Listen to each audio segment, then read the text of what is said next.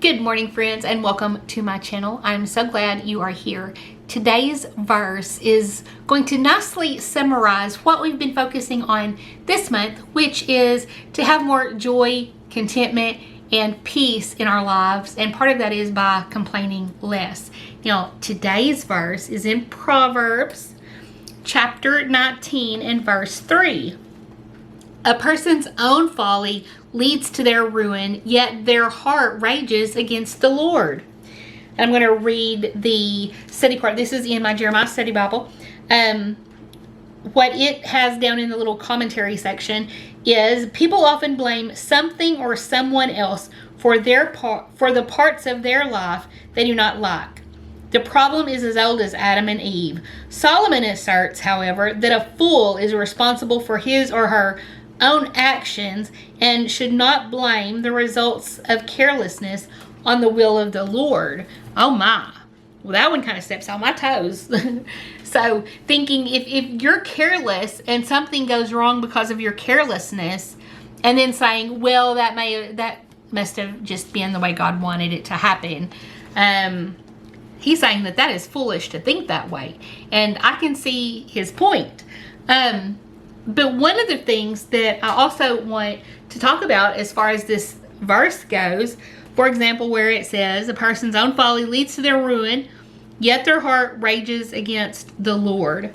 Sometimes, let's talk about complaining.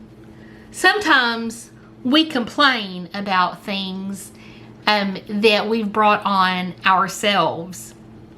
And even if we don't bring them on ourselves, we still have a choice in how we address those things or how we let those things affect us. And we may complain about something that has happened, but maybe we don't do anything about it.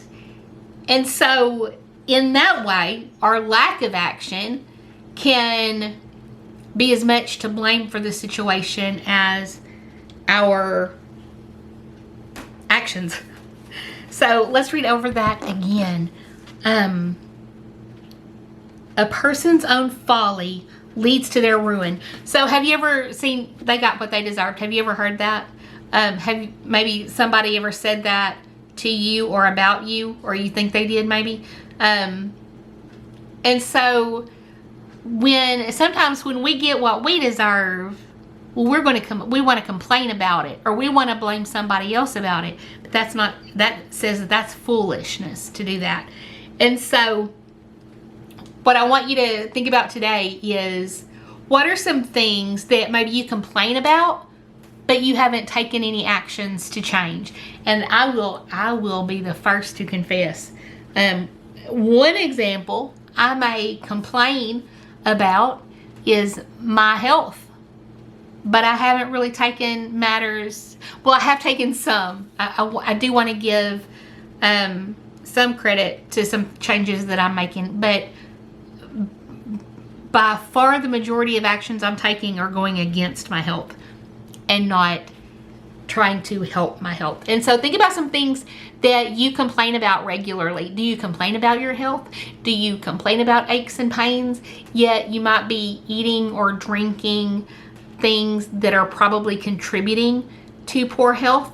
And so I want you to think about some things you've complained about, and I want you to make a list of things that you can do to do something about it instead of complaining about it, maybe about things that you are contributing to, because this is something, you guys, that I think we fall, I don't want to say victim to, because we are not the victim here, but we like to put ourselves in the position of victim as if we can't help it. Well, I can't exercise. I just hurt too much. I'm too old. I can't do this. I can't do that. There is always some level that you can do.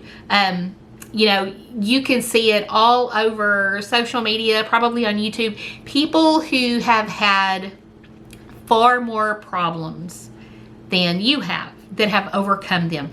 There are precious, wonderful people, probably some that you know of, that have had extreme trauma or tragedy, and it could have broken them completely and turned them into just completely different people.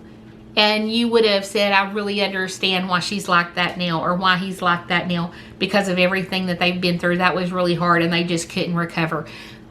But these people go on to be the most kind, generous, faithful, loving Christians who can continue to glorify God in hard times, when they have so much that they could complain about if they let themselves go there. But they didn't. They stayed strong in the Word.